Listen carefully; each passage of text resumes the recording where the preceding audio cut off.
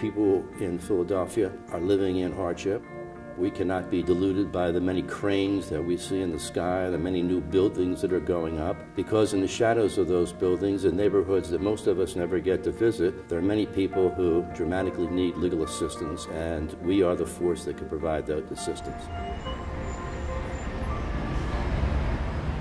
Reagan eliminated funding for national community legal service. In 1980 and 81, we formed a program called the Philadelphia Volunteer Lawyers Action Program, which took the unmet need that CLS began to experience and called upon volunteers of the Philadelphia legal community to accept those cases.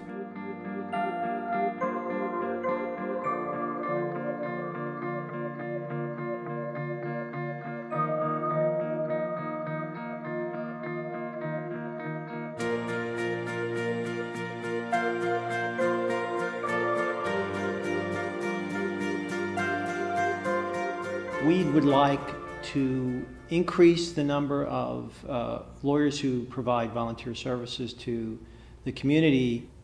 By virtue of the structure and the way that the organization brings in volunteers, we are able to provide maybe 4 times the amount of our budget in services to the underprivileged. If our budget's $1 million and you add up all the hours that our volunteer attorneys have provided in terms of services to the underprivileged in the Philadelphia community, it might be $4 million in value.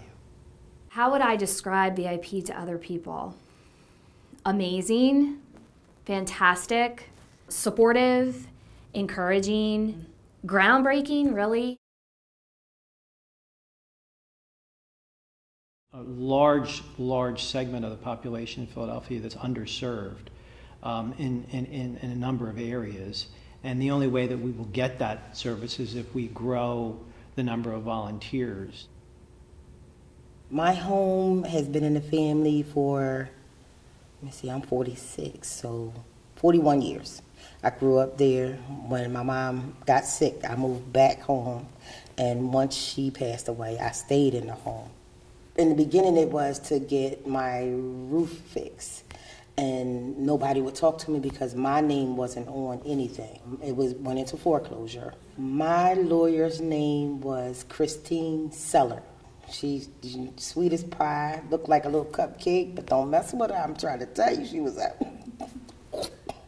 She was able to help me save my home. She was the go-between between me and the mortgage company. Something that I didn't understand, I could call her and ask her about it, and she would tell me what my next step was to do, or she would just go ahead and fill out, take care of that situation that was going on.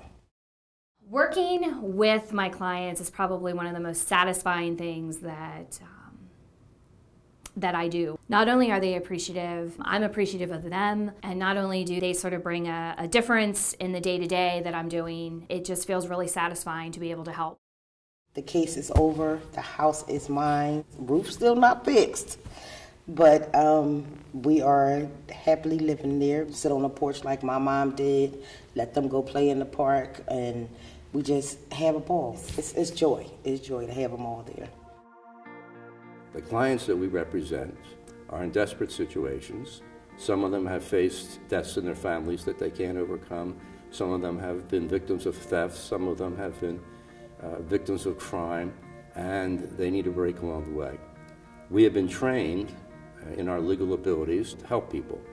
All of us can answer the challenge, answer the call, respond to our blessings by helping those people when they have challenges that are so easy for us to investigate and research and resolve, and to them it's overwhelming. All of us at one time or another throughout our life have needed a break, needed a friend, need an answer to a problem.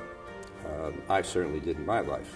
So answering the call to me is answering the highest call the profession can make to people, to lawyers, to please give your talents to people who need them, cannot afford them, and otherwise will benefit substantially from them.